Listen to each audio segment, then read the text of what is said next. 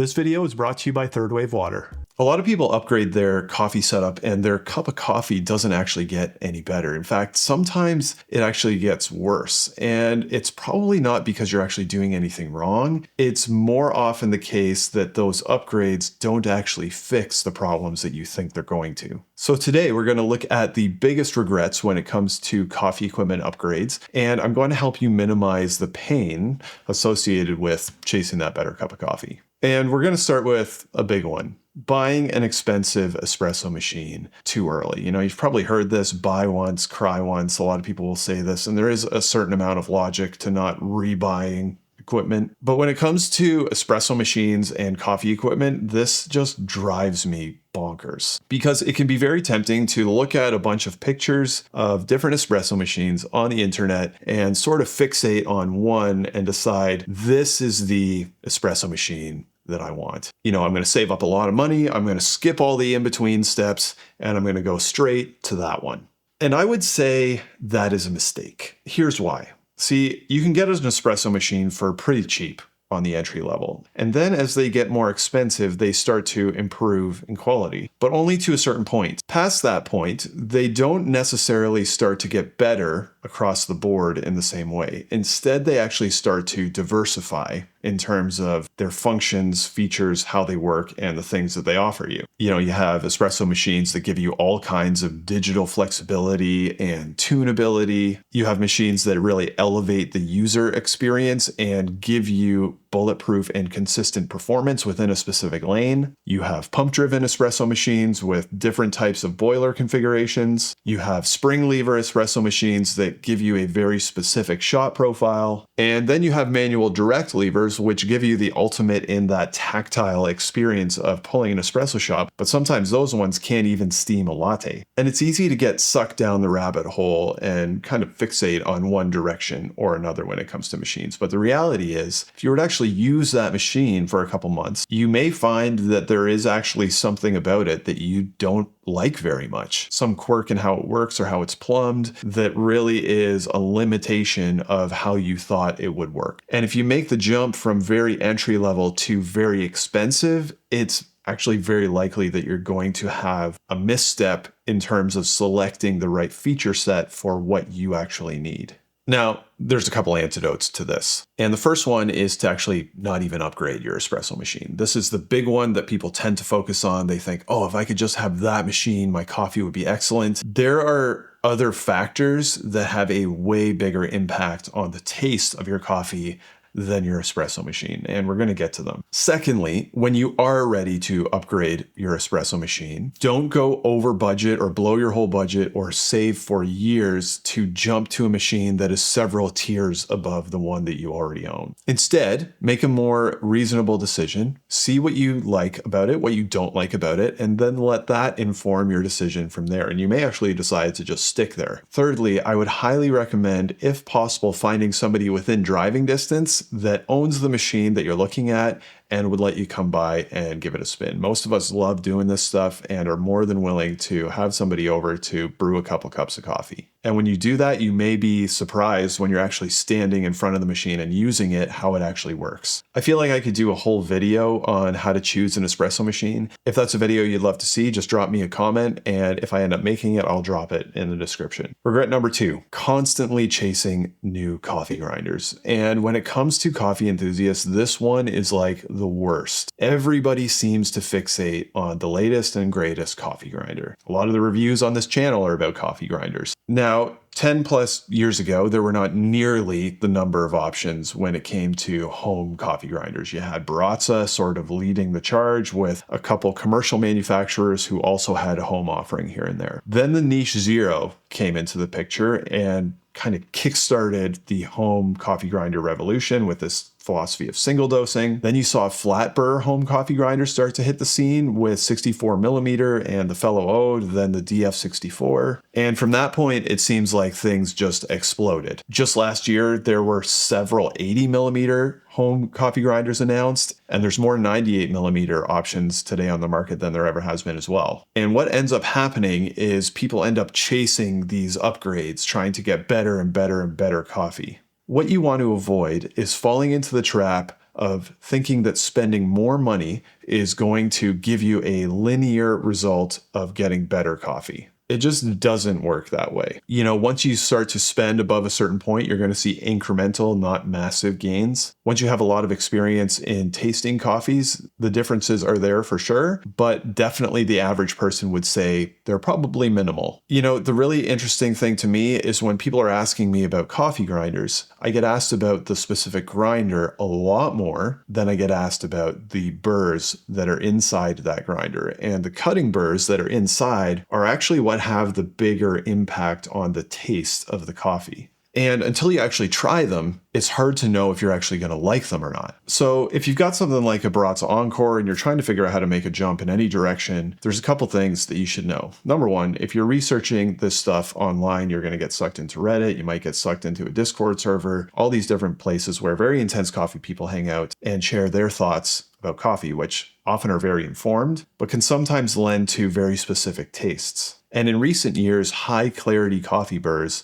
have gotten a lot of the glory. And I use coffee burrs like that when I'm in the right mood. I love those type of cups, but not everybody likes them. So how do you figure out what you actually are going to like and end up avoiding the regret of buying a specific grinder and you don't actually like how it tastes or pulls as much as your more affordable grinder? Number one, if you're looking for a grinder, I have a video that I've already put together with how to sort out and choose your way amongst different grinders at different price points. I will leave that down there in the description. Secondly, again, I'm going to suggest a staged upgrade path. If you're just trying to figure out how to get any coffee grinder and you don't really want to move into hobbyist or enthusiast territory, a lot of people love their Baratza Encores to this day. For espresso, you can get the ESP version. They are a very solid grinder. If you want to push more into the world of flat burrs and enthusiast grinders, start with a grinder that will allow you to use a couple different 64mm burrs within your budget. As of today, there's just the most amount of different options in that 64mm burr size. So if you get a 64mm flat burr grinder within your budget, you don't love how it tastes, you can somewhat easily, in most cases, change the coffee burrs that are inside without having to buy a whole new grinder. All right, let's move on to regret number 3, and that is buying fancy brewers to solve problems that are not actually real problems. I'm talking about those brewers that you see on Kickstarter or on Instagram, and you see them and you think, wow, that looks cool. I bet that my pour over would radically change for the better if I bought that brewer. And, most of the time, it just doesn't work that way. In fact, sometimes buying those new brewers can actually leave you with more problems. If you're trying to figure out which coffee dripper to buy, I'm just going to say this: buy a Hario switch. Don't look at any of the other fancy ones. If you get into this, it's the type of thing where people end up trying different ones just because they like it, not because they're trying to make their coffee better. The Hario switch does basically everything most people would ask for. You can use it as an immersion brewer. You can use it like a regular Hario V60, which is the gold standard for pour over. It has a very wide variety of filters available for it for you to tweak your brew in different ways. Some of the best brews that I make come out of a Hario switch. It may not be the newest, sexiest thing on the planet, but it is an unreal coffee brewer. If you're not into the plastic thing, they have these products called the Good Switch or the Flip Switch that will replace the one plastic part in the switch. But if you're just looking for baseline good brewing, it's likely that the Hario switch is the first and the last dripper that you need to get. If you're looking for some variety, sure, grab another one, but don't go out and get all these different drippers thinking that your coffee is magically going to get better. All right, regret number 4. And this one isn't actually even a regret until people are already past it. And it's ignoring the things that really matter. And the top one, believe it or not, is coffee.